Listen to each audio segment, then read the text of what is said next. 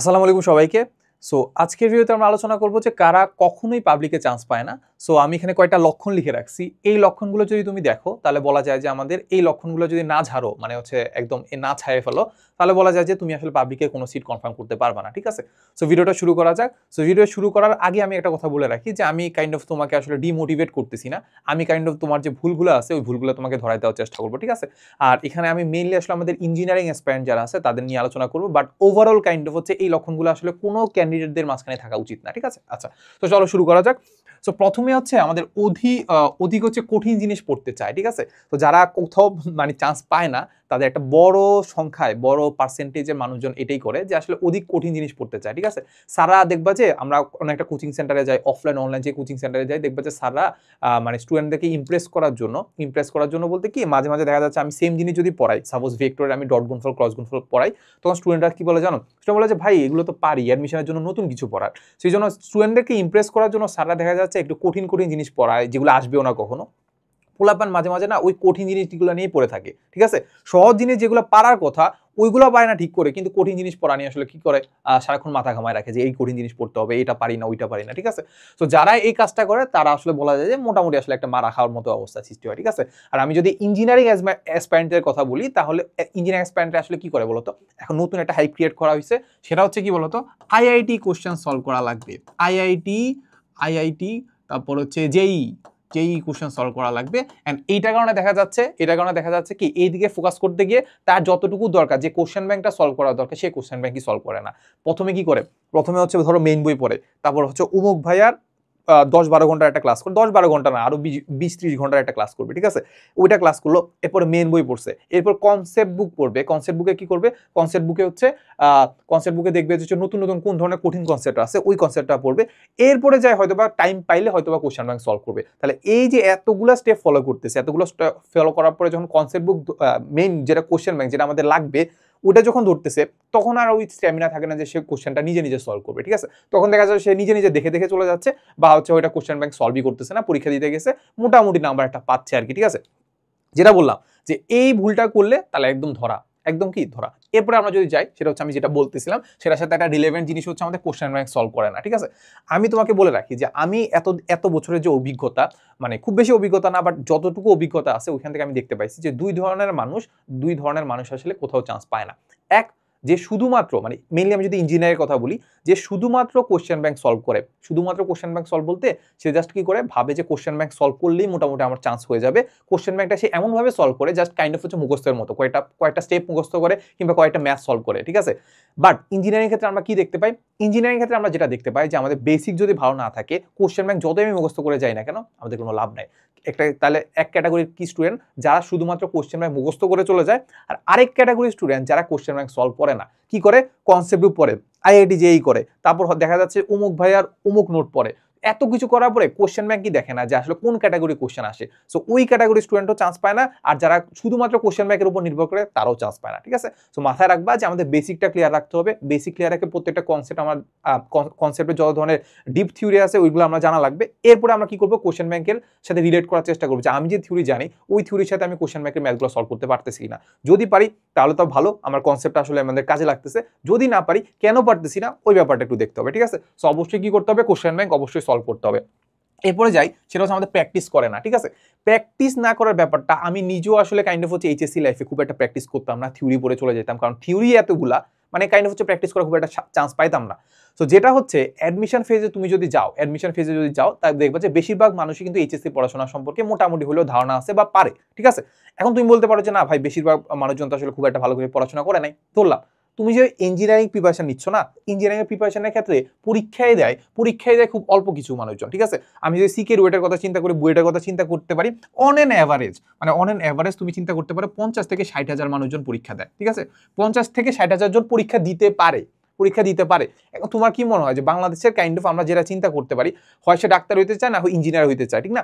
আর engineering ক্ষেত্রে আমরা যেটা দেখতে পাই একদম ভালো স্টুডেন্ট যারা আছে তারাই মোটামুটি আসলে ইঞ্জিনিয়ারিং টার্গেট নেয়। আর ভালো স্টুডেন্টরা যখন ইঞ্জিনিয়ারিং টার্গেট নেয়, এই 50-60 হাজারের মধ্যে তুমি অ্যাটলিস্ট আমি যদি চিন্তা করি 50%, তাহলে হচ্ছে আমরা চিন্তা করতে পারি 25 হাজার মানুষজন আছে যারা কি করতে পারে, তারা এইচএসসিতে একদম ভালো করে পড়াশোনা করে আসছে। এইচএসসিতে কি করছে, ভালো করে পড়াশোনা করে আসে। তাহলে এইচএসসিতে যদি ভালো করে পড়াশোনা করে আসে তাহলে বলো তো অ্যাডমিশনে তার কি করার বাকি আছে, জাস্ট শুধুমাত্র প্র্যাকটিস করা বাকি আছে। ঠিক আছে, ব্যাপারটা বুঝছো? মানে অ্যাডমিশন ফেজে মোটামুটি কাইন্ড অফ হচ্ছে সবাই থিওরি সবকিছু জানে, জাস্ট যে ভালো করে প্র্যাকটিস করতে পারতেছে, যে অল্প টাইমের মধ্যে অ্যাকুরেটলি আনসার করতে পারবে, সেই কিন্তু আগে থাকবে। তার মানে আলটিমেটলি আমরা বলা যায় যে এখন অ্যাডমিশন ফেজে কাইন্ড অফ, আমি এটা অনেকবার বলি যে আমি এইচএসসি লাইফে এটা করতে পারি যে 1:1, আমি এক ভাগ করলাম হচ্ছে থিওরি পড়লাম, আরেক ভাগ প্র্যাকটিস করলাম।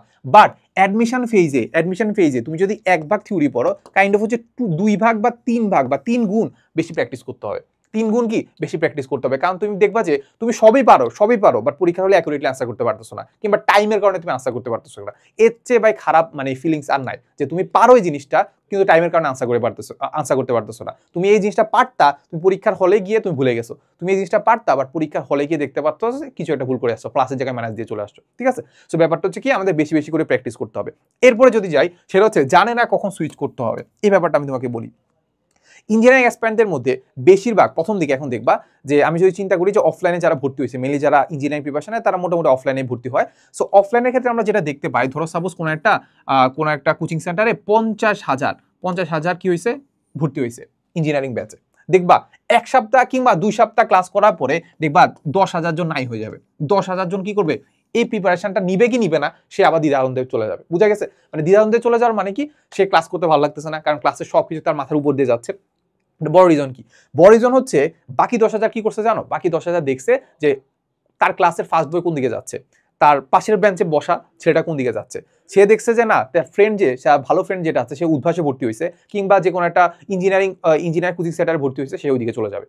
ব্যাপারটা বুঝছো? তার মানে তার কিন্তু ক্যাটাগরি কোন দিকে, কিংবা তার আসলে ক্যাপাবিলিটি কি, সে আসলে কি ইঞ্জিনিয়ার হইতে চায় কিনা, সে আসলে কি বুয়েট বা সিকে রুয়েট বা আইউটি এগুলাতে চান্স পাবে কিনা, এত কিছু চিন্তা না করে, তার বেসিক কেমন সেটা চিন্তা না করে, সে কি করছে, বাকিদের দেখছে যে বাকিরা কোন দিকে যাচ্ছে, সে ওই দিকে চলে গেছে। ব্যাপারটা বুঝছো? তাহলে এই যে ব্যাপারটা চলে আসছে, এখন তুমি তো ভুল করতেই পারো। এখন ভুল যদি সারাক্ষণ করে বসে থাকো তাহলে কিন্তু হবে না। তোমাকে যেটা করতে হবে, তুমি একটা উইকলি দাও, 2টা উইকলি দাও, 3টা উইকলি দাও, দেখো তোমার রেজাল্ট কেমন আসে। তোমার রেজাল্ট যদি 50% যদি আসে, কিংবা 50% একটু কমা ধরো 40% আসে, তাহলে মোটামুটি বলা যায় যে তুমি আরেকটু এফোর্ট দিলে হয়তো 60 বা 70-তে চলে যেতে পারবা। বাট তোমার যদি ধরো উইকলিতে 10-20 করে আসে, তাহলে তুমি বুঝতে পারতেছো কি তোমার ক্যাপাবিলিটি নাই।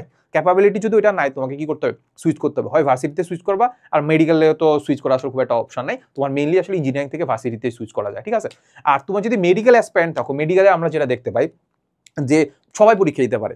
যেহেতু সবাই পরীক্ষা দিতে পারে, সো মোটামুটি ঢালাভাবে সবাই কি করে, ওইটার প্রিপারেশন নেওয়া শুরু করে দেয় যে ভাই আমি কোনো একটা মতে যদি একটা সিট কনফার্ম হয়ে যায়। ঠিক আছে, কিন্তু মাথায় রাখবা মেডিকেলের সিট কত, মেডিকেলের সিট হচ্ছে 4,000-এর মতো, ঠিক না? আর আমাদের পরীক্ষা দেয় কত, লাখ লাখ, ঠিক না, মানে 1.5 লাখের মতো। এখন ওই কারণে দেখা যাচ্ছে যে মানে তোমার হবে কি হবে না, তুমি জাস্ট কয়েকটা পরীক্ষা দাও না, যে তোমার যদি কাট মার্কস হতে 60 বা 70-এর মতো, তাহলে 60 আর 70-এর মধ্যে তুমি কত পার্সেন্ট পাচ্ছ, তো ওইটা যদি দেখো, তাহলে ওইখান থেকে বুঝে ফেলতে পারবা যে তোমার আসলে মানে ওইরকম যোগ্যতা আছে কিনা। যদি যোগ্যতা না থাকে, তুমি বলবো যে ভাই ভার্সিটিতে সুইচ করে ফেলো। কি করবা, ভার্সিটিতে সুইচ করে ফেলো। ঠিক আছে, আবার আমি যদি ইঞ্জিনিয়ারিং ভার্সিটিগুলো চিন্তা করি, তুমি বুঝতে পারতেছো যে তোমার বুয়েট হবে না, সিকে রুয়েটের জন্য প্রিপারেশন নাও, সিকে রুয়েটও হবে না, কিসের প্রিপারেশন নিবা, সাস্ট আইউটি এগুলো প্রিপারেশন নাও। এখন ইঞ্জিনিয়ারিং ক্ষেত্রে একটা ভালো সুবিধা আছে যে সবগুলোর প্রিপারেশনই কাইন্ড অফ একই, সবগুলোর কি প্রিপারেশন একই, সো এখানে আসলে খুব একটা সুইচ করার দরকার পড়তেছে না। ঠিক আছে, এরপরে আমরা যদি দেখি, সেটা হচ্ছে আমাদের পড়া জমায় রাখা। তো যেটা বললাম যে প্রথম দিকে আমাদের একদম সিরিয়াসনেস থাকে একদম পিকে, পরে সিরিয়াসনেস আস্তে আস্তে কি থাকে, কমতে থাকে। কারণ প্রথম দিকে সাবজেক্টগুলা বা প্রথম দিকে যে চ্যাপ্টারগুলা, ভেক্টর থাকে, তারপর হচ্ছে সরলরেখা থাকে, ম্যাট্রিক্স থাকে, এগুলো খুব সহজ, এগুলো আমরা অনেকবার পড়ে আসছি। এ কারণে দেখা যাচ্ছে এগুলো আমরা পারি, উইকলিতে ভালো রেজাল্ট আসতেছে, ভালো কথা। বাট পরে যখন যাবে না, আস্তে আস্তে যখন জিনিসগুলো চ্যাপ্টারগুলো যখন কঠিন হইতে থাকবে, তারপর দেখা যাচ্ছে খুব অল্প টাইমের মাঝখানে অনেকগুলো চ্যাপ্টার পড়াচ্ছে, তখন দেখা যাচ্ছে আর ভালো লাগতেছে না। কি হচ্ছে, মানে উইকলিতে মানে এতগুলো উইকলি একটা টানা দিতে দিতে আর ভালো লাগে না কিন্তু, বা এতগুলো ক্লাস একসাথে করতে করতে আর ভালো লাগে না। সো যে কারণে দেখা যাচ্ছে যে তখন আসলে আমাদের পড়াটা জমাই ফেলি। মানে একবার দেখা যাচ্ছে একটা ক্লাস মিস দিলাম না, ওই যে একটা কাইন্ড অফ একটা ফ্লো তৈরি হয়েছে, মানে একটা কাইন্ড অফ পড়াশোনার ফ্লো ব্রেক হয়েছে, ওটা ওনা দেখা যাচ্ছে যে পরের দিন মনে হলো যে না থাক, একদিন তো মিস দিছে, আরেকদিন মিস দিয়ে সমস্যা কি। সো এই করতে করতে দেখা যাচ্ছে তোমার পড়া অনেকগুলো জমে যাবে। এরপরে তুমি মনে করবে যে না একদিন একদম টানা পড়বো, একদিন কি পুরা টানা পড়বো। এই যে একটা সাইকেল তৈরি হয়েছে না, এই সাইকেলের মধ্যে তুমি বসে থাকবা।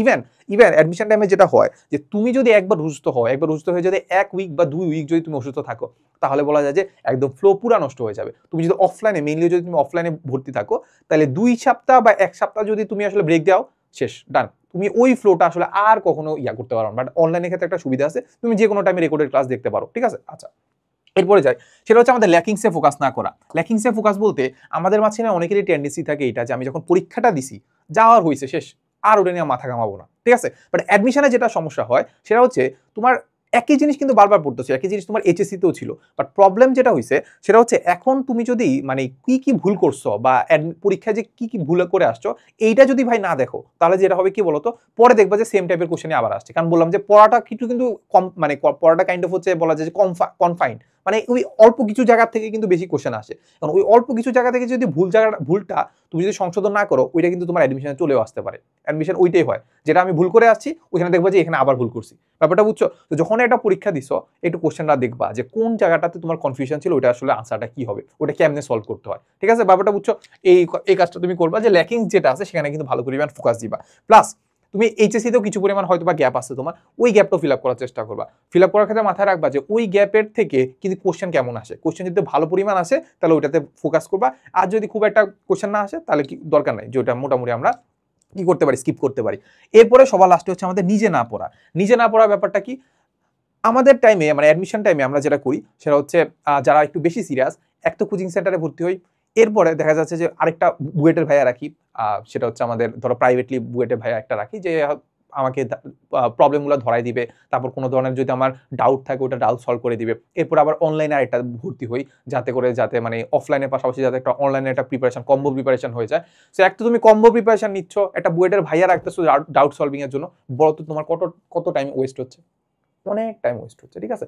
এখান থেকে তোমার যে ইউটিলাইজেশন হচ্ছে মানে যে টাইমটা ওইটার চেয়ে বেশি ওয়েস্ট হবে, সত্য কথা ওয়েস্ট হবে। কারণ অ্যাডমিশন টাইমে সবচেয়ে বেশি টাইম রাখা উচিত তোমার পড়াশোনা, কারণ তুমি এর বেশিরভাগ জিনিসই জানো। তুমি অফলাইনে যদি একটা ক্লাস করো দেখবা কি করতেছে জানো, অফলাইনে একটা ক্লাস করলে তোমাকে জাস্ট জিনিসটাকে একটু সামারাইজ করে তোমাকে জাস্ট একটু গুছাই দিচ্ছে, দেখো এই জিনিসগুলো এখান থেকে আসে, এই জিনিসগুলো তুমি পড়ে আসছো, এই হচ্ছে ব্যাপারটা। অনলাইনের ক্ষেত্রে একটু ডিফারেন্ট। অনলাইনের ক্ষেত্রে আমরা যেটা করি সেটা হচ্ছে আমরা ধরে নিই যে অনেকের বেসিক ক্লিয়ার না, এই জন্য আমরা একদম বেসিক পড়াই দিই, বেসিক পড়ানোর পরে আমরা কোশ্চেন ব্যাংক সলভ করাই দিই, হয়তো একটু অ্যাডভান্সের দিকেও যাইতে পারি, ঠিক আছে।